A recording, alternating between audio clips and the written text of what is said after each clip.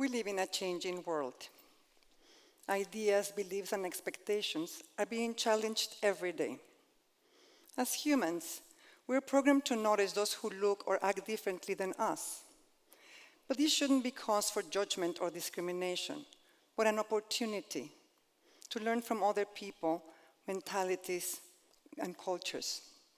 It is time to break the patterns and let everyone be themselves. Recently, when I was asked by a dear friend what I would like to tell my daughters as my last words, I had to think about it carefully. At the end, all I could say was, forget everything I ever told you. Why would I say that? Because I want them to question everything. And I didn't want my last words to be constraining to them. The ideas, beliefs, and expectations that have surrounded me throughout my life have been traditional, but I have questioned everything and have found my own path. You see, I might not always show it, but the truth is, I'm a geek. Yes, Mary, me too. I was a geeky child, deeply curious, always trying to figure out how everything worked. I wasn't into dolls or playing house, other than to maybe try to fix the appliances. My mom used to let me carry screwdrivers around the house and open things up. Now that I think about it, it is odd for such a protective Mexican mom to let me stick metal objects into the toaster. Of course, swimming after a meal, absolutamente no. Growing up in the Mexico of the 70s, not many women around me had gone on to higher education. Most girls would have been expected to maybe finish high school, get married, and have children. But from early on, I knew I didn't want to follow those patterns. I always dreamed of studying and becoming a scientist. But marrying young, starting a family, and moving to Saudi Arabia meant that those dreams would have to wait. Still, the desire to study and learn was always burning inside me. I was an avid reader and was always trying to teach myself. I was probably one of the first women in Saudi Arabia ever to have a personal computer. It was 1982, the Apple II. I know, geeky. Even though I enjoyed being a mom, cooking, and taking care of the house, I was constantly trying to figure out how I would eventually make it to college. Having heard that to do that, you needed to take the SATs, and that the American School of Jeddah was giving the tests, I prepared myself from home, and I registered. Can you imagine this fully veiled woman, 28 years old, sitting in a classroom with all these 16-year-olds taking the test, talking about breaking patterns? A couple years later, we moved to Pasadena.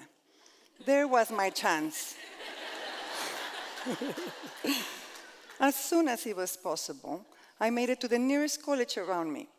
Of course, it just so happened that the nearest college near our house was Caltech. I was 31 years old and totally clueless about the application process. The director of admissions kindly guided me to the community college down the street. He suggested I take a few classes, get myself back in school before considering any applications. He probably figured once I was in Pasadena City College, I would never be seen again. But 2 semesters of physics, chemistry, and math later, I was back to him and told him I was ready.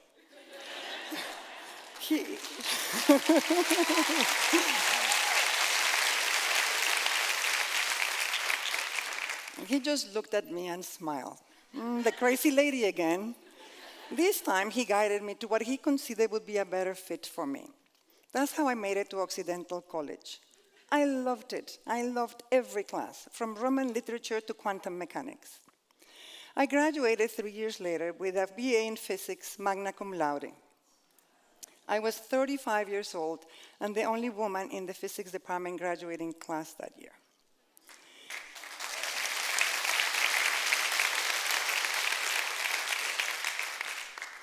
So I had done it. I had a college degree. I got a huge Mexican wave. My mom was so proud of me. But in her typical fashion and following her traditional expectations, she said, Now that you're done, you can be home with your husband and kids. I knew what she meant. I had been brought up and married into cultures in which my priority should be my family and my home. And they were, believe me, they have always been. But I still had that inner voice urging me to keep studying. So I started to consider graduate school. Again, I thought of Caltech. It is hard. Yeah. It's hard to resist the 2-minute commute. So, being shortlisted, I was called for interviews with the admissions department, the admissions committee. Some of them were very encouraging, but one older gentleman was not convinced. He thought Caltech was not for me, a mature woman, married and with children. I did not fit the Caltech mold, so no, they would not offer me a place. So I made it to the other graduate school I could drive to from home. I went to UCLA's physics graduate program. Those years were really hard.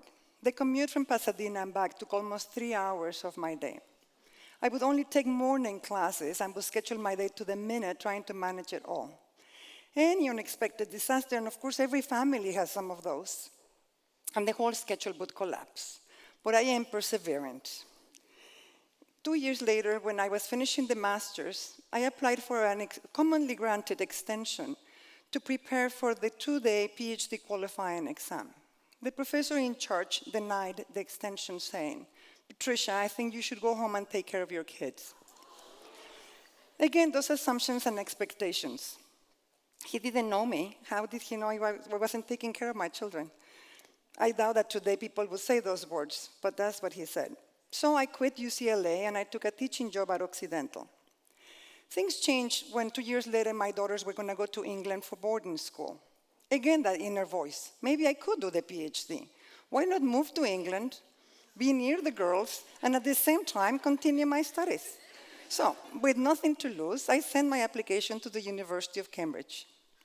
When I asked one of my professors in UCLA for a letter of recommendation, he said, "Why don't you send applications to other schools? Your chances of getting it are too small." And I said, "It's okay, don't worry." So he sent the letter. I mean, I had nothing to lose. So he sent the letter. When he heard that I had been accepted, he told me, "Patricia, when you get to Cambridge, you might feel that you're not up to the task.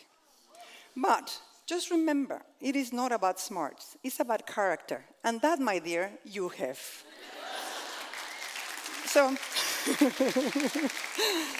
So we moved to Cambridge. I received my PhD at the age of 45.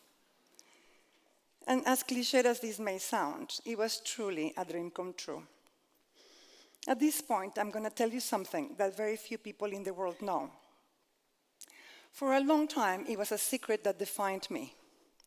But at this point, I figure it doesn't matter anymore. So I'm going to share it today with you. The truth is, I never finished high school. Can you imagine for somebody who was far from completing high school to eventually get a PhD and from the University of Cambridge? So you can see from that how much all of this has meant to me. All these years later, I'm still there. I work in the quantum matter group, studying the electronic and magnetic properties of materials. I use diamonds to create very high pressures.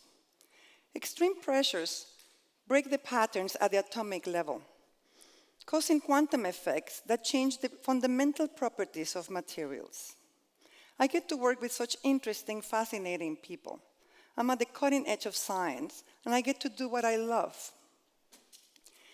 Doing scientific research does not have specific patterns or expectations. One has to be open to new ideas, new ways of doing things, and new information that might change completely the established beliefs. When we're doing what we really want to do, we're being ourselves. This is of value. From the point of view of others, it might seem like we're breaking away from our cultural and social patterns, but everyone can move away from the established norms, find their own path, without necessarily breaking away from family and traditions. We come from a traditional family. I'm from Mexico and French descent. My husband is from Saudi Arabia. But since we moved to England, I have been a physicist working in the lab, and he's decided to be a stay-at-home dad and take care of the cooking. In fact, he has become a great chef.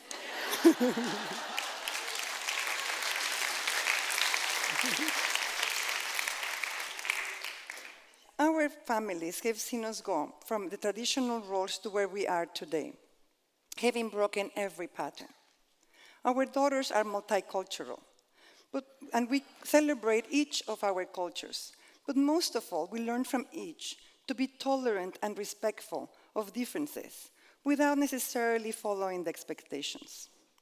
All our children should have the freedom to question everything and find the answers that agree with their own reasoning. I think we should encourage that. We live in a changing world.